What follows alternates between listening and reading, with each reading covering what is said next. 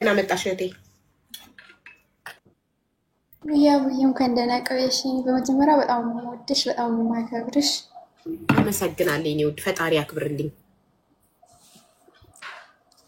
እና ውዬኔ ትንሽ ህይወቴን ታሪክ ላጋራችሁ ፈልጌ ነው ማለት እኔ ያለሁት አሁን በስደት ሀገር ሳውዲ ነው ያለሁት። እሺ የተወለድኩት ክፍለ ሀገር ነው ግን ያደግኩት አዲስ አበባ እህቴ ናት ያሳደገችኝ እስከ 8ኛ ክፍል ተምሬያለሁ። ሆኖም ግን እስከ 8 ስማር ማለት ባሳለፍኳቸው ህይወት ውስጥ ብዙ ችግር እና ብዙ ነገር ተቋቁሜ አሳልፌያለሁ። እህቴ ብትሆንም ብዙ ቻሌንጅ ነበረ፣ ብዙ ነገር ነበረ በህይወቴ ማለት ነው። እና እስከ 8 ተምሬ በ16 ዓመቴ ነው ስደት ነው የወጣሁት። በመጀመሪያ የተሰደድኩት ቤይሩት ነው በ16 ይሰማል አብይ? አዎ በ16 ዓመትሽ ቤይሩት ሄድሽ። እህትሽ ቤት ስታድጊ ብዙ ቻሌንጆችን አሳልፈሻል። እነዛ ቻሌንጆች ምን ምን እንደሆኑ ብትጠቅሽልን። ማለት ተማረን የሚባለው እኮ ቻሌንጆቹ ምን እንደሆኑ እንዴት እንዳለፍሻቸው ስናቅ ነው አይደል? ከቻልሽ ቻሌንጆቹን ጠቀስ ብታደርጊያቸው ምንድናቸው? ቦይፍሬንድ ይዘሽ ቦይፍሬንድሽ ጋር ልትወጪ ስትይ እህትሽ የምትከለክልሽን ነው ቻሌንጅ? ነው አይደለም። አይ ማለት ቤት ውስጥ እኔ ማለት ሱቅ አላት ልጆች አሏት። እኔ ማለት እዛ ውስጥ ስኖር እኔም ትንሽ ነበርኩኝ ማለት በ5 ዓመቴ ምናምን ነው እሷ የወሰደችኝ ማለት ነው ከእናቴ። እና እሷ ጋር እያለሁኝ ያው እንደ ምግብ ቤት ምናምን ነገር ነበር። ጠዋት 10 ሰዓት ምናምን እነሳለሁ፣ የቤቱን ስራ እንዳለ እሰራለሁ። ልክ ማለት በቃ በጣም ብዙ ነገር ነበር በዛ እድሜ ማለት ነው። እና ትምህርት ቤትም በቃ ትምህርት የመንግስት ነበር ተማሪ ነበረው፣ ልጆቿ የግል ነው መማሩት። እና ትምህርት ቤት ለመሄድ ልጆቿ እንዳለ ትምህርት ቤት አድርሽ የቤት ውስጥ ያለውን እንዳለ ስራ እኔ ላይ ነው ጫና እንዳለ ያለው።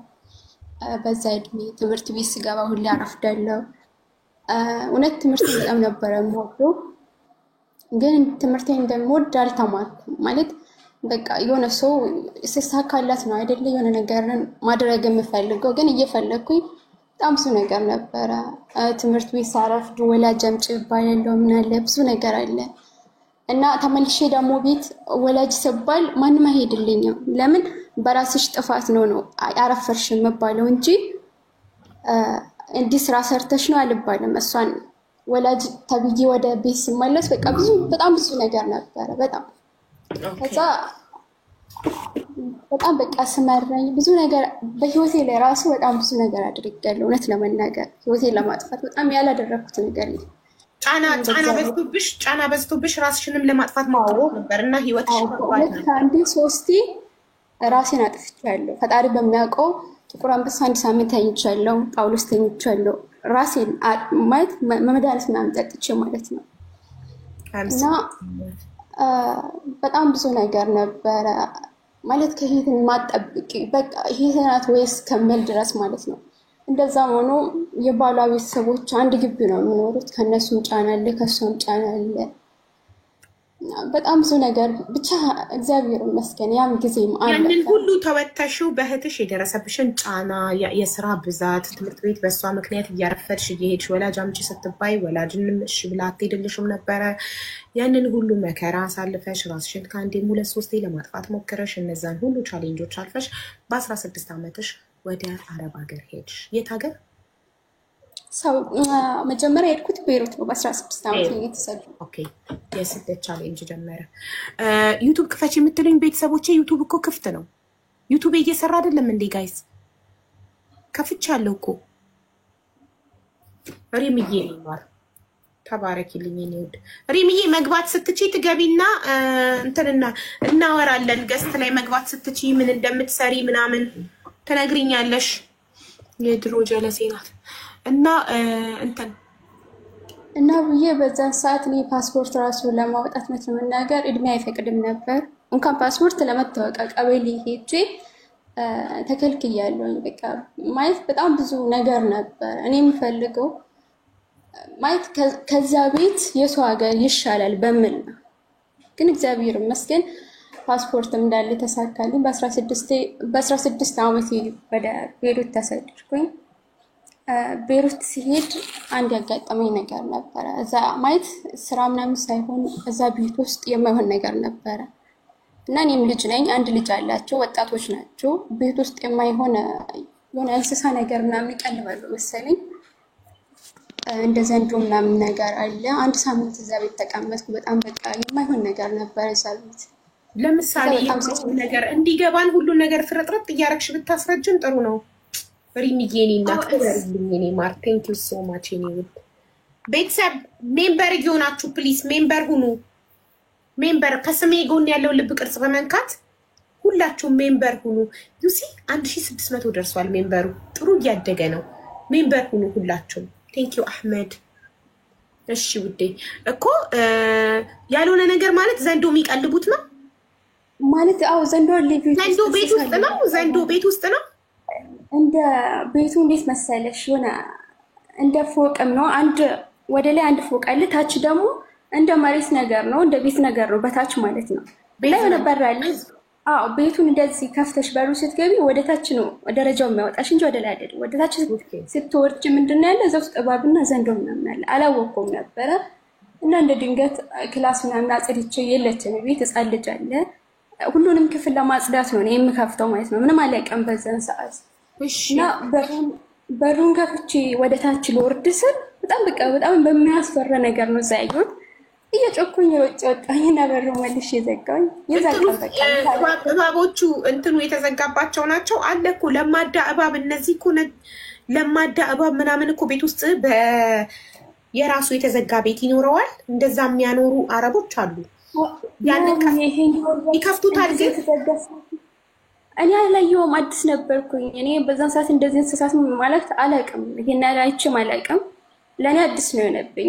ለእነሱ ለማደሉን ይችላል፣ ለእኔ ግን በጣም በቃ አዲስ ነገር ነው። አለ በጣም ለማዳ እባብ ቤት ውስጥ ያላቸው አሉ፣ ግን የተዘጋበት ነው። ራሳቸው እየከፈቱ ምግብ ይሰጡታል ምናምን መርዙ ይወጣለት ይሁን ለማዳ ምናምን አላውቅም፣ ብቻ እላቸው ለሁላ ይይዙታል።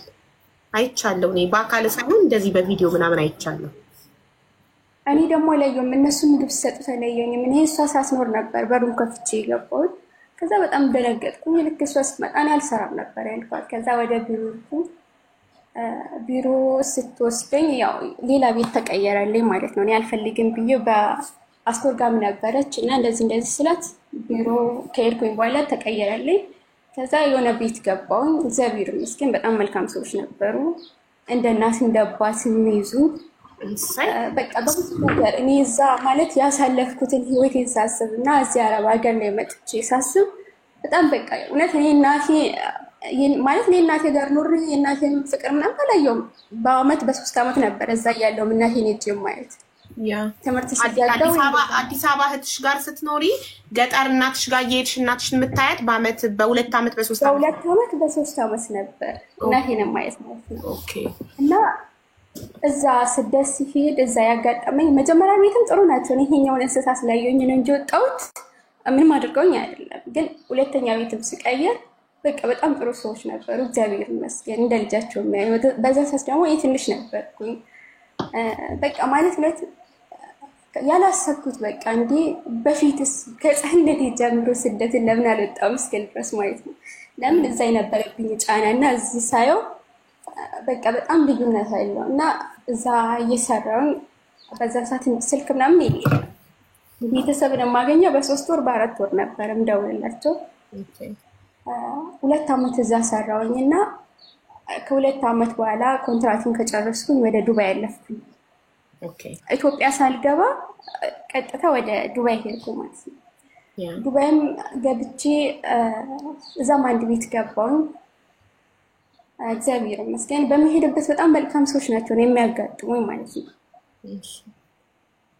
ከዛ ዱባይ ገብቼ እዛም 2 አመት ምናምን ለ1 አመት ከምናምን እየሰራሁኝ 1 አመት ሰርቼ ምናምን ስጨርስ የሆነች ልጆችን ተዋወቅኳቸው። እዛ የምሰሩት ሰፈር ናቸው፣ አንድ ሰፈር ነው የምሰራው። እነሱ ውጭ ነው የሚሰሩት፣ እኔ ደግሞ ኮንትራት ነኝ ማለት ነው። ከዛ ከእነሱ ጋር ተዋውቄ ለምንድን ነው አንቺ ኮንትራት ማለት እንዲህ ልጆች አሉ ምናምን ነገር ለምወተሽ እንደኛ ከፍ ባለው ብር አሰርም አሉኝ። ከዛ እሺ አልኳቸውኝ እና እነሱ አስጠፉኝ ማለት ነው። 1 ዓመት ከ7 ወር ነው ከ8 ወር እዛ ሳውዲ አረቢያ ነው ዱባይ ከቤሩት ወደ ዱባይ ነው ያለፍኩት።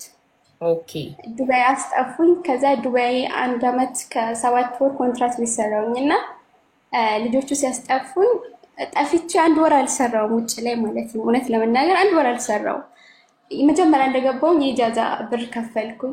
በየቀኑ የምንመገባው ምግብ አለ የራሴ ወጪ ራሴ ሸፍኗለሁ ማለት ነው። ከዛ 1 ወር ከምናምን ተቀምጬ እዛው ኢጃዛ ቤት ስራ ሳልሰራ አንድ ቀን ሱቅ ወጣን። ሱቅ ስንወጣ ተያዝኩኝ ማለት ነው። ፖሊሶች ያዙን። ከዛ እስር ቤት ገብተን 3 ወር ነው 1 ወር ከ2 ወር ከ15 ቀን ነው 3 ወር እንደዛ እስር ቤት ተቀምጠን ቀጥታ ወደ ኢትዮጵያ ተላኩኝ። ወደ ኢትዮጵያ ተላኩኝ። ያው ኢትዮጵያም ገባውኝና ብቻ በጣም ብዙ ነገር ነበር ኢትዮጵያ ስገባ ማለት ነው። ማለት እኔ በእንደዛ አይነት ሁኔታ አልነበረም መግባት የፈለኩት። እንዳሰብኩት አይሆንም። ኢትዮጵያ ገባሁኝ። ኢትዮጵያ ገብቼ ያው 3 ወር 4 ወር ስሞላኝ ከሆነ ልጅ ጋር ተዋወቅኩኝ። አንድ ወንድ ቤተሰብ እዛ ሰፈር ነው አላውቀውም፣ ግን ከዛ ከሆነ ልጅ ጋር ስንተዋወቅ 2015 መጨረሻ ላይ ነው 2015 መጨረሻ ነው ያወቅኩት እሱ ማለት ነው። በምን ተዋወቃችሁ? እንዴት ተዋወቃችሁ? በምን አንድ ማለት እኔ ያለሁበት ሰፈርና እሱ የሚኖርበት አንድ ሰፈር ነበረ። ያው ጎረቤት ዘይ። ከዛ ተዋወቅን፣ አወራን። ሳላስብ በቃ ፍቅር ውስጥ ገባን ከሱ ጋር ማለት ነው። የት ሀገር ማለት ነው? ከዱባይ ገብቼ ቡራዩ ነበርኩ ኢትዮጵያ ውስጥ። ኦኬ ከዛ እዛ አንድ ሰራይተሽ ነው አንዬማ ቤት ወንድሜ ጋር ነበር። ወንድምሽ ጋር? ኦኬ ጥሩ። ወንድሜ ጋር ነበርኩ፣ እሱም እዛ ሰፈር ነበር። ከዛ ተዋወቅን። ሳላስብ ፍቅር ውስጥ ገባሁኝ ምናምን ነገር። ከዛ ከሱ ጋር ፍቅር ውስጥ ገብቼ በቤተሰብ በኩል በጣም ብዙ ጫና ነበር እኔና እሱ አብረን እንዳንቀጥል ማለት ነው። በጣም ብዙ ነገር ተብያለሁ። በጣም ብዙ ነገር ነበር። ጫና በምን ምክንያት? በሃይማኖት፣ በብሔር፣ በምን ምክንያት? ከመሬት ተነስቶ ሃይማኖት፣ ብሔር ሁሉም አንድ ነው፣ ግን ለምን እንደሆነ አላውቅም። ልጁን አይፈልጉትም ነበር። ትምህርት ጨርሰሽ ምንድነው ቤተሰቦችሽ አይሆንሽም ሲሉሽ ምክንያት ምን አቀረቡልሽ? በቃ ሌላ አለው ምናምን ነገር ነበር። እኔ ደግሞ ስለማላውቀው ያለው ማስረጃ አቅርበዋል። ሌላ አለው ማለት ከአረብ ሀገር አለው ነው የምለው። እኔ ደግሞ አላየሁኝም። እውነት ከነሱም ለመቀበል ከሱም ለመቀበል እኔ ማለት አሳማኝ ነገር አላገኘውም። እንኳን ሌላ አይደለም የገዛ ሄቱ ብለኛለች ማለት ነው። እኔ ግን ላምን አልቻልኩም። ለምን እሱ ስጠይቀው የለኝም ነው ምለኝ ነበረችን፣ ግን ትቻታለሁ። እዚህ ቤተሰቦችን ስጠይቅ እህት ወንድሞች በጣም በቃ በእውነት ተጣላኋቸው። በጣም ብዙ ነገር ተብዬ ተሰደብኩኝ፣ ከቤት እስከ መውጣት ድረስ ማለት ነው። በጣም ብዙ ነገር ተብያለሁ። እና አይሆንሽም ስባል በቃ እኔ ማለት እሱን መተው አልችልም፣ እናንተ መተው እችላለሁ ብዬ ከነሱ እሱን መርጬ ሄድኩኝ ማለት ነው። ከዛ 1 ዓመት ምናምን በቃ ማለት እንደዚህ በፍቅር እኔ ወንድሜ ጋር ነበርኩኝ፣ ግን 1 ዓመት ከምናምን በፍቅር ቆየን። እኔ እዛ ኢትዮጵያ እያለሁ እሱም እዛ እያለ ማለት ነው። 1 ዓመት ቆይተን ምናምን በቃ እኔም ተመልሼ ወደ ስደት ለመሄድ አሰብኩኝ። ማለት በዛ ሰዓት ምንም ነገር ከዱባይም ደግሞ እንዴት እንደገባው ያው በማይሆን መንገድ ስለገባሁኝ በቃ በጣም ብዙ ነገር ነበር፣ ብዙ ቻሌንጅ ነበር። እና ወደ ሳውዲ እዚህ መጣሁኝ ማለት ነው። ወደ ፓስፖርት አወጣሁ አልቆየሁም። ፓስፖርት አወጣሁ አልቆየሁም።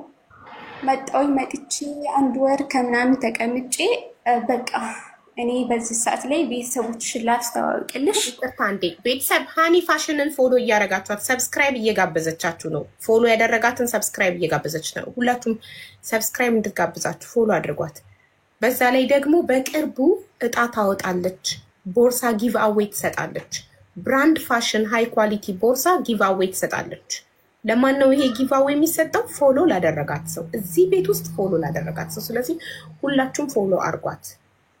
ቴንክ ዩ ሌትስ ጎ። ይቅርታ ወደ ሳውዲ ዱባይ፣ ከዱባይ ገብተሽ ኢትዮጵያ ውስጥ ሆነሽ ቡታጀራ እየኖርሽ ወንድምሽ ቤት ፍቅረኛሽን ተዋወቅሽ፣ ብዙ ቻሌንጆችን በቤተሰብ አሳለፍሽ። ከዛም ወደ ሳውዲ መጣሽ። ምን ያህል ጊዜ ከቆየሽ በኋላ ነው ከዱባይ ተይዘሽ ገብተሽ ኢትዮጵያ ውስጥ ምን ያህል ጊዜ ኖረሽ ነው ወደ ሳውዲ የመጣሽ? 9 ወር ነው የሚሆነኝ። አመት አንድ አመት 9 ወር 10 ወር ነው። ብዙ አልቆየሁም ግን ከዱባይ ገብቼ ኢትዮጵያ ብዙ አልቆየሁም አብይ። እሺ ከዛ ወደ ሳውዲ መጣሁኝ ማለት ነው። እዚህ መጥቼ 2 ወር ምናምን ሲሆነኝ ቤተሰብ ላስተዋውቅልሽ አለኝ ማለት ነው። ማለት በቃ ከቤተሰብ ካለ ጫና ከነበረ ነገር አንፃር እሺ አልኩት።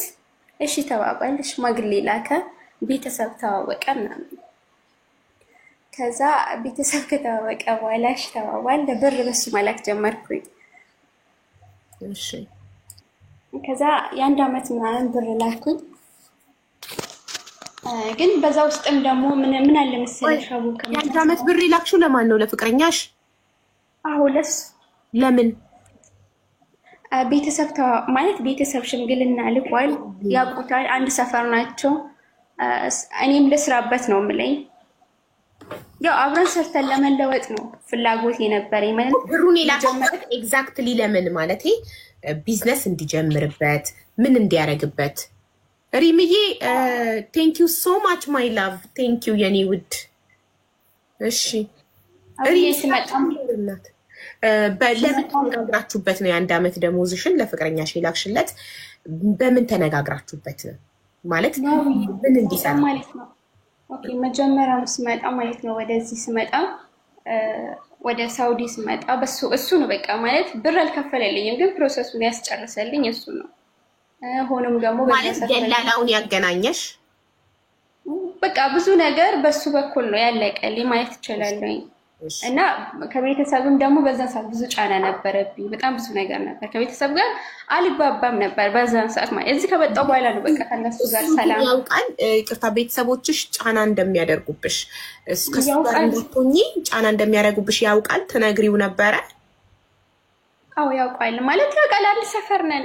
ያያል ሁሉም ነገር በቃ ጧትና ማታ ለቅስ ነበረ፣ ስሰደብ ያያል፣ ምን ስባል ያያል፣ ብዙ ነገር ያይ ነበር በቃ።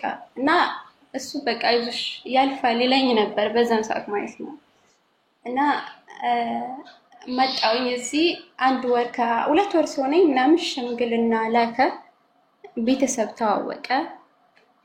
ከዛ በኋላ በቃ እኔም አብረን ሰርተን እንደግ ነው። እሱም ትምህርት ጨርሷል፣ ግን ስራ አላገኘም። ታውቂያለሽ ያው ስራ የለውም። ከዛ ለዛ ብዬ ብር መላክ ጀመርኩኝ በሱ ብር ስልክ ምን አጋጠመ? መጀመሪያ መጥቼ 3 ወር 4 ወር ስሞላኝ አንዳንድ ባህሪ ማየት ጀመርኩኝ በሱ ላይ ማለት ነው። በጣም ብዙ ነገር አያለሁኝ፣ ግን በቃ አልቀበልም። ለምን? በጣም ስለምወደው፣ በጣም ስለተገፋውበት፣ በጣም ስለተሰደብኩበት ልቀበል አልፈልግም ነበር። እና ስመጣ አንዳንድ ነገሮች አያለሁኝ። እኔ ደግሞ እውነት ፈጣሪ በሚያውቀው በቃ የሚያደርጋቸውን ነገሮች እንዳለ በቃ ወይ አንዷ መታ ቴክስት ትጽፍልኛለች ከሱ ጋር የምትው ማለት ነው፣ ወይ በቲክቶክ አንዷ ትሰድበኛለች፣ ወይ የሆነ ነገር ነው በቃ። እንዴት እንደሚያቆኙም አላውቅም፣ ግን በቃ ከነሱ ጋር የሚያሳልፋቸው ላይፎች እንዳለ እኔ ጋር ይመጣሉ፣ ከሴቶች ጋር እሱ እንዴት እንደምታወቅ። ከዛ አንዷ መጣችና እኔ ከመጣሁኝ ከ4 ወር በኋላ ከሆነ ሴት ጋር እንዲጀምሯል አሉ። ማመን አልፈለኩም። በአይኔ እስከማይ አላምንም እንደማለት ነው። እንደዛ ሆኖ በጣም ነው የምወደው፣ ግን ቢያጠፋ ምንም ብል እግዚአብሔር በሚያውቀው እኔ ነበርኩኝ ይቅርታ የምጠይቀው። በቃ እንዲሸሸኝ አልፈልግም። ለምን? በቃ ቤተሰብም ገፍቶኛል፣ በሱ ምክንያት ተሰድቤያለሁ። ለምሳሌ በምን ስትጋጩ ነው አንቺ ይቅርታ የምትጠይቂው? ያንን ማወቃችን ለኛ ሁኔታው የበለጠ እንዲገባን ያደርገናል። ለምሳሌ አንቺ ጥፋተኛ ብለሽ ነገር አንቺ ጥፋተኛ ልትሆኚ ትችያለሽ። እሱ ጥፋተኛ ነው ብለሽ የምታስብ ነገር ለምን? የሰው ልጅ እያንዳንዱን ነገር እሱ የሚያይበት አይንና ሌላ ሰው የሚያይበት አይን አንድ አይደለም። ማናችንም ምንም ነገርን የምናየው በራሳችን መነጽር ነው፣ በራሳችን አይን ነው ዓለምን የምናየው። በአንቺ አይን አንቺ ትክክል ልትሆኚ ትችያለሽ፣ በሱ አይን እሱ ትክክል ሊሆን ይችላል፣ በእኛ አይን ደግሞ ወይ አንቺ ወይ እሱ ትክክል ልትሆኚ ይችላላችሁ። ስለዚህ ለዛ ነው ስትናገሪ ጉዳዩንም ግልጽ አድርገሽ እንድትናገሪ። እሻብዬ ነው እኔ ማለት እኔም ትክክል ነኝ። እንጃ ልሳሳት እችላለሁ። ልክ ነሽ አንቺ እንዳልሽው፣ ግን መጀመሪያ ላይ ጸብ ያልነበረበትም ስልክ ስደውል በስርዓት ነበር የሚያወራኝ። በቃ ማለት እኔ ሁሉ ጊዜ እኔ ብቻ ሆንኩኝ ፈላጊ ማለት ነው። እኔ ብቻ ሆንኩኝ ደዋየው። ከመቼ በኋላ ይሄ ነገር ብር የዓመት ደሞዝሽን ከላክሽ በኋላ? ኖ መጥቼ 3 ወር 4 ወር ሲሆነኝ ይሄ ነገር ማለት ነው። ከሳውዲ ገብተሽ 3 ወር 4 ወር አብራችሁ ኖራችሁ ነው ወይስ? ሳውዲ እዚህ ስደት መጥቼ 3 ወር ምናምን ሲሆነኝ። ኦኬ እሺ እሺ። ኖ አንድ ቤት አብረን አልኖርንም አቡዬ፣ በፍቅር ነበርን እንጂ አብረን አልኖርንም። ከመጣሽ በኋላ ነው ለውጡ። ብር ገና የዓመት ደሞዝ የላኩ እኮ ብለሻል። የዓመት ደሞዝ ነው ገና ለውጡ። አዎ አቡዬ አላኩም። የዓመት ደሞዝ ማለት እንደመጣውኝ ነው ደሞዝ መላክ በየወሩ በየ2 ወር ነው የምልከው፣ ግን በአንድ አይደለም። ኦኬ መጥቼ 3 ወር ምናምን ሲሆን በቃ እንዳለ የነበረው ጸባይ የነበረው በቃ እንዳለ ተለወጠብኝ። ስልክ ስደውል አያነሳም። ለምንድን ነው የማታነሳው? አጨቅጭቅኝ ወይ ደግሞ ስልክ ስደውል ሌላ ስልክ ከገባ እኔ ላይ ዘግቶ እንዲህም አይለኝም። እኔ ላይ ዘጋና ብቻ ሄዳ ሌላ ስልክ ነው ሄዶ የሚያወራ ማለት ነው። ከዛ ማን ነው ብዬ ስጠይቀው ምን አገባሽ የፈለገ ቢሆን እኔ መልሼ አወራሻለሁ አይደለም ወይ? እኔ እንደዛ ነው የምልህ ማለት ነው። ከዛ በቃ ይሄ ነገር በተደጋጋሚ ሆነ። እኔ ሌላ ነገር አልነገረም። እንደዛ ብቻ ስጠይቀው በቃ ወይ ምን አገባሽ ወይ አጨቅጭቅኝ ነው በቃ የሱ መልስ ማለት ነው። ከዛ በጣም ነበር ማለት ሰው እውነት በጣም ነበር በቃ የምሰማኝ ማለት ነው። ለምን እኔ መጀመሪያ ለምን እንዴ ቤተሰብ ለምን አልሰማውም? ለምን እነሱንስ ማለት በጣም ብዙ ነገር አስከፍቻቸዋለሁ በእውነት ለመናገር ማለት ነው። ቢያንስ የወንድሞቼን ምክር ብሰማ የምልበት ሰዓት ነበር። እነሱ ሲቆጡኝ እነሱ ሲመቱኝ እሺ ብልስ እል ነበር እና ስልክ በቃ ጆሮዬ ላይ ይዘጋል ምናምን ነገር። ከዛ በቃ ትንሽ ቆየው 6 ወር ሲሞላኝ ልክ በቃ ምንም ነገር ልለወጥ አልቻለም። ግን እንደዛ ሆኖ ብር ልካለሁኝ እኔ እሱ መፈልገኝ ብር ላኪ ነው በቃ ደሞዝ ስቀበል ያውቃል። የምሰጠኝ ነገር ሁሉም ነገር ያውቃል። ነግሯለሁ። የምደብቀው ነገር የለም ከሱ። ከዛ ነግሯለሁ። ብር ብቻ በቃ ደሞዝ ሲደርስ ብቻ ነው እኔን የሚያወራኝ ማለት ነው። ብር ላኪ ብር ላኪ። እኔም ደግሞ እምቢ አላውቅም በቃ እሱ ጋር እሺ ነበር እና መጥቼ 4 ወር ምናምን ሲሆነኝ በቃ ከሌላ ሰው ጋር እየዋለ ምን እያለ ፎቶ ከሰው እየተላከልኝ መላክ ጀመረ ለኔ ማለት ነው። ከሌላ ሴት ጋር ጭራሽ ምን አልሽኝ? ያው ማን ነው የሚልክልሽ ፎቶ? ይልኩልኛል፣ ያቁኛል ልጆች፣ የሰፈራችሁ ልጆች። ያው የሰፈር ልጆች ስለሆናችሁ ያንቺና የሱ ፍቅረኛ ስለሚታወቅ እሱን ከሌላ ሴት ጋር ሲያዩት ፎቶ እያነሱ ላንቺ ይልኩልሻል። አዎ ፍቅረኛ ብቻ ሳይሆን በቃ ማይ ሽምግልና ተልኳል። ብዙ ነገር ነው አቡዬ። ቤተሰብ በቃ እንዳለ ያውቀዋል። ከዛ ፎቶ መላክ ጀመረ። ከዛ አላምንም፣ ግን ለምን እንደሆነ ለቅም አልቀበልም ውስጤ ማለት ነው። እንደዛም ሆኖ በቃ አንድ ቤት መኖር ጀመሩ ከሌላ ሴት ጋር ማለት ነው። ጭራሽ ከፍቅረኝነት አልፎ አንድ ቤት አምጥቷት ከቤት አብረው መሆን ጀመሩ ማለት ነው። ከዛ እሷም አንድ 15 ቀን ወይ አንድ ወር እሱ ጋር ተቀምጣ ወደ አረብ ሀገር ነው ሴቶች የሚመጡት። እሱ ጋር ይቀመጡና የምልካቸው ወዴት ነው? ወደዚህ ነው የምልካቸው። እግዚአብሔርን እኔ የማውቃቸው አንድ ቤት አብረው ኖሩ 3 ሴቶችን አውቃለሁ እዚህ ሳውዲ ያሉት ማለት ነው። እኔ ከመጣሁ በኋላ አንቺን ልክ ፕሮሰስ ራሱ አድርጎ እንደላከሽ ማለት ነው። እነሱንም እንደዛ ነው የምልከው። ከዛ እኔ ማለት እንደዛ እያደረገ በጣም ብዙ ሴቶች ይሰድቡኛል ምናምን። እኔም በቃ ምንም ነገር ማለት አልቻልኩም። ለቤተሰብ ብናገር ማንም አይሰማኝም በዚህ ሰዓት። የአንድ አመት ምናምን ልክ በቃ ብዙ ነገር ነበር አቡ። እንደዛም እያደረገ እግዚአብሔርን በጣም ነበር የምወደው። ይቅርታ ጠይቋለሁ። ያን ሁሉ እያየሁ እኔ ነበርኩ ይቅርታ የምጠይቀው። ይሄን ሁሉ እያየሁ አንቺ ነበርሽ ይቅርታ የምትጠይቂው። እሱ እያጠፋ እሱ እያደረገ ብዙ ነገር እያየሁ ይቅርታ ጠይቋለሁ። ከዛ የዛሬ 6 ወር በፊት ነው በቃ እኔ ማለት በቃ እኔ ለአንድ ሰዓት ምናምን ከወላይለ እሱ ካጣው እኔ የምኖር ራሱ አይመስለኝም ነበር። ከዛሬ 6 ወር በፊት በቃ አላውቅም ብዙ ብር አጠራቅሜ ነበር እኔ ጋር ራሴ ጋር ማለት ነው። ያው እሱም ደውልልኝ እንዳልኩሽ ብር ለመላክ ብቻ ነው። ከዛ እኔ ለቤተሰብም ተናገርኩኝ። ምንም ማድረግ አይቻልም። ብሬንስ ወይ በቃ እኔ ካልሆነ እሱ የፈለገውን ህይወቱን ይጀምር፣ እኔ ብሬን ብቻ ፈልጋለሁ ብዬ ወንድሞቹንም ነገርኳቸው፣ ለሱ ማለት ነው። ከዛ በቃ ማለት አንቺ እስክትመጪ ነው የተባልኩት ሁሉም ነገር ማለት ነው። አንቺ እስክትመጪ ምንም ነገር ማድረግ አይቻልም ነው የተባልኩት። ግን በቃ ያው አሁን በብሎክ ነው ያለነው። ብሎክ ተደራርገናል። በጣም ነበረ የምወደው።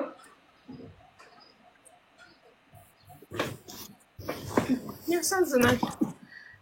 ግን አሁን ለምሳሌ ምልክቶችን አንቺ በስነ ስርዓት ማስረዳት ብትችይ በደንብ ብትነግሪን ምልክቶቹ ከወዲህ ከመጀመሪያ ያስታውቁ ነበር እንልሽ ነበረ። ስትነግሪን ምንም ያስረዳሽን የነገርሽን ነገር ስለሌለ ምልክቶቹ ቀይ ምልክቶች አሁን ሌሎች እህቶቼ እንዲማሩበት ምልክቶች ሬድ ፍላግ የሚባሉ አሉ አይደለ? ቀይ ምልክት ያደጋል። ምንም አንቺ ያስረዳሽን ነገር የለም። ለምሳሌ ስትተዋወቁ ሰፈር ውስጥ ተዋወቃችሁ የተዋወቃችሁበትን ሁኔታ ነግረሽን ቢሆን ኖሮ ከመጀመሪያው ትሪት የሚያደርግበትን መንገድ ነግረሽን ቢሆን ኖሮ እኛ ይሄ ሬድ ፍላግ ነው፣ ይሄ ሰው አይወድሽም ያስታውቅበታል፣ ይሄ ሰው አያከብርሽም፣ ይሄን ያለሽ ስለማያከብርሽ ነው፣ ይሄን የሆነው ስለማይወድሽ ነው ያስታውቃል እኮ አንቺ አልታየሽም ታውረሽ በፍቅር ብለን እንዳንልሽ ያስረዳሽ ምንም መንገድ የለም፣ የገባን ነገር የለም። ግን ዞሮ ዞሮ አሁን ላይ እንደማይወድሽ ተምረሻል። ህይወት ደግሞ እየተማርን የምንሄድበት ነገር ነው። አንድ ሰው አይሆንም ስላለ የእውነት አይሆንም ማለት አይደለም። እየተማርን ነው የምንሄደው። ግን ግዴታ መርዝ እንደሚገል ለማረጋገጥ መርዝን መጠጣት የለብንም። ከጠጣ ነው በኋላ ይገላል በቃ ገደለኝ ማለት የለብንም። ህይወት ትምህርት ቤት ናት። ከእያንዳንዱ ሰው መማር እንችላለን። ከጓደኛ፣ ከዘመድ፣ ከጎረቤት፣ ከሁሉም እንማራለን። አንድ ወንድ የሚያሳይሽ ምልክቶች የሚያሳይሽ ሁኔታ ይሄ ሰው ይወድሻል፣ ያከብርሻል፣ አይወድሽም፣ አያከብርሽም ማየት ትችያለሽ። ግን ያ ማለት ግን 100% ነው ማለት አይደለም። እዚህ ምድር ላይ በጣም ብዙ አስመሳዮች አሉ። ሳይወድሽ የሚፈልገውን ካንቺ እስከሚያገኝ ድረስ እንደሚወድሽ ማስመሰል ይችላል። እንዴት ነው እንደሚወደኝ ማረጋገጥ የምችለው ማለት አትችይም። ምንም ማረጋገጫ የለም። የሰው ልጅ እንደሚወድሽ አንድ ሰው የእውነት እንደሚወድሽ ማረጋገጫ ምንም የለም። እሱም ፈጣሪ ብቻ ነው የሚያውቀው። በተረፈ ግን የአንድን ሰው እውነተኝነት እየኖርን የምናየው ነገር ነው። 5 ዓመት 10 ዓመት አብረሹ ስትቆይ እንግዲህ ያ ሰው አብሮሽ ከቆየ ያ ይወደኛል ማለት ነው። ከጊዜ በኋላ ግን ፍቅሩን ሊያልቅና ሊሄድ ይችላል።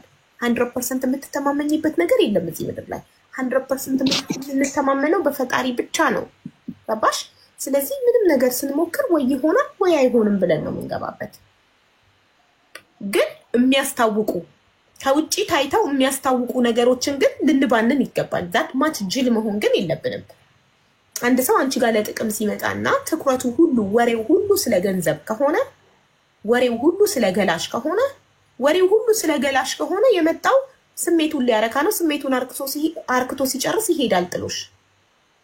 ወሬው ሁሉ ስለ ገንዘብ ከሆነ ይሄ ሰውዬ ገንዘብሽን ብሎ ነው የመጣው። ገንዘብሽን በልቶ ሲጨርስ ይሄዳል። ወሬው ሊሆን የሚገባው አብሮ ስለመኖር ነው፣ ስለ ወደፊት ህይወት ነው። በቃ አሁን በልቻት ልሂድ አይልም። ዛሬን ብቻ አያወራም። ሁሉም ነገሩ ፊውቸር ነው የሚሆነው። ስለ ወደፊቱ ነው ከአንቺ ጋር ሲያወራ፣ ስለ ወደፊት ህይወት፣ ስለምትወልዱት ልጆች፣ አብራችሁ ስለምታፈሩት ሀብት ነው። ግን ሁልጊዜ ገንዘብ ስጪኝ፣ ገንዘብ ላኪልኝ ሲያወራ ስለ ገንዘብ ብቻ የሚያወራ ከሆነ ይሄ ሰውዬ ገንዘብሽን ፈልጎ ነው የመጣው። አለቀ። ፍቅርን ብሎ የመጣ ወንድ ስለ ገንዘብ አያወራም ከአንቺ ጋር። ስለ ደህንነትሽ ነው የሚጠይቅሽ። ስለ ወደፊት አላማሽ ነው የሚጠይቅሽ። ወደፊት ምንድነው አላማሽ? አላማ የሌለሽ ከሆንሽ ጥሎሽ ይሄዳል። በቃ ለምን? እሱ አላማ ካለው፣ አላማው ትዳር፣ ልጆች፣ ህይወት ከሆነ አላማው ህይወት የእውነት መኖር ከሆነ አላማው። ግን ህይወት ትምህርት ቤት ናት። ተማርሽ፣ ምንም የሚጸጽትሽ ነገር የለም። ተማርሽ፣ ገንዘብሽንም ካልመለሰ ጦስሽ ጥንቡሳስሽ ይውሰድ። ተማርሽ፣ በጊዜ አመለጥሽ። እድሜያቸው ገንዘባቸው ተበልቶ ብዙ አመት ተበልተው ከአመታት በኋላ የነቁ ሰዎች አሉ። ገባሽ? አንቺ በጊዜ ነቅተሻል። የ1 አመት ደሞዝ ነው የተበላሽ። ካልተመለሰም ጦስሽን አንቺ ላይ ሊመጣ የነበረም አደጋ ችግር ሁሉ ይዞ ጥርግ ይበል ያ ገንዘብ። ዋናው እንኳን አንቺ ዳንሽ። እንኳን አንቺ አይንሽን ከፈትሽ። ከዚህ በኋላ ግን እየበሰልሽ እድሜሽም እየጨመረ ስለሆነ የሚመጣው ከዚህ በኋላ የእውነት የሚወድሽን የእውነት አንቺነትሽን የሚወድ ሰውና ገንዘብሽን፣ ገላሽን፣ ሴትነትሽን ብቻ ብሎ የሚመጣ ወንድ ትለያለሽ። ገባሽ? ልክ ነሽ አቡዬ። መጀመሪያ እኮ ማለት እንዲህ አይነት ጸባይ አልነበረም ታውቂያለሽ። ማለት አንድ ሰው በምን መልኩ ማለት እንዴት ልትለይ ትችያለሽ? አንድ ሰው እኮ የሆነ በቃ አውጣሽ መለያ እንደሌለውማ ነግሬሻለሁ። ገንዘብ ሲጠይቅሽ ነበር ማቆም የነበረብሽ። የመጀመሪያው ደሞዝሽን ሲጠይቅሽ ነበር መጀመሪያ። አሁን ያለፈው አልፏል። እንድትጸጸች አይደለም። መጀመሪያ ወንድ ልጅ ገንዘብ ቢጠይቅ አይገባም። ልክ ነሽ አቡዬ። መጸጸት አይደለም። ለምን እንደሆነ ታውቂያለሽ? እኔ መጀመሪያ ላይ ነገርኩሽ ስራ አልነበረውም። አያገባሽም። ስራ ባይኖረው አያገባሽም። አንቺ ስራ ባይኖረው እናቱ አይደለሽም፣ አልወለድሽም። አያገባሽም። ስለሱ ስራ አለመኖር አንቺን አይመለከትም። አንቺ ፍቅረኛው እንጂ እናቱ አይደለሽም። ስራ አልነበረው።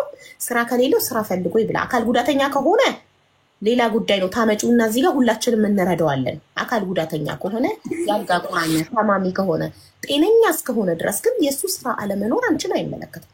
አንቺ ምን አገባሽ? ስራ ሳይኖረው ሲጀመር ሴት እንዴት ያምረዋል? ስራ ሳይኖረው አንቺ ጋር ፍቅረኛ ደግሞ ምን ሊያደርግ ነው የመጣው? እንድትቀልቢ። ስራ ከሌለው የወለዱት እናትና አባት ይቀልቡት። አንቺ ምን አገባሽ? ስራ አቡዬ ሰው ፍቅር ውስጥ ስትገቢ ማለት ነው እውነት ለመናገር አትመርጭም። ምንም ቢሆን ምንም ስራ የለውም የሆነ በቃ እውነተኛ ፍቅር ከሆነ ማለት ነው በእውነት እንዳለ አይምሮሽ እንዳለ ነው የሚያዘው። ትታሰሪያለሽ። በቃ በምን ሁኔታ ትፈልጊያለሽ? አንቺ ታስረሽ መኖር ትፈልጊያለሽ? አሁን ማለት ወጣታሪ ነው አቡዬ። እኔ አሁን ወጥቻለሁ እኮ ስህተትነቱን ካላመንሽ ነገም ትደግሚዋለሽ። ስህተት መሆኑን ካላመንሽ አሁንም ማስተባበያ የምታቀርቢ ከሆነ ምክንያቶች ምደረድሪ ከሆነ ነገ ትደግሚዋለሽ። የሰው ልጅ አንዴ ነው የሚሳሳተው። ስህተት አንዴ ነው፣ ሁለተኛ ሲሆን ምርጫ ነው። ገባሽ? ተሳስተሻል። ወንድ ልጅ ፍቅረኛሽ ወንድ ልጅ ስራ የለውም፣ ስለዚህ ገንዘብ እሰጠዋለሁ ካልሽ አንቺ መርጠሻል። እድሜ ልክሽን እሱ ስትጦሪ ትኖሪያለሽ።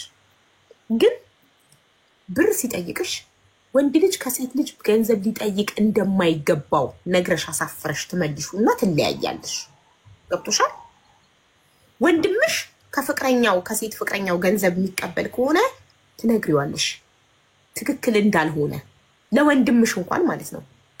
ከሴት ገንዘብ አትቀበል፣ ክብር ይኖርህ። ወንድ ከሆንክ ሴት ልጅ እንድታከብርህ ከፈለክ፣ ሴት ልጅ እንደ ወንድ እንደ አባወራ እንድታከብርህ ከፈለክ ገንዘብ አትጠይቅ ከሴት ልጅ።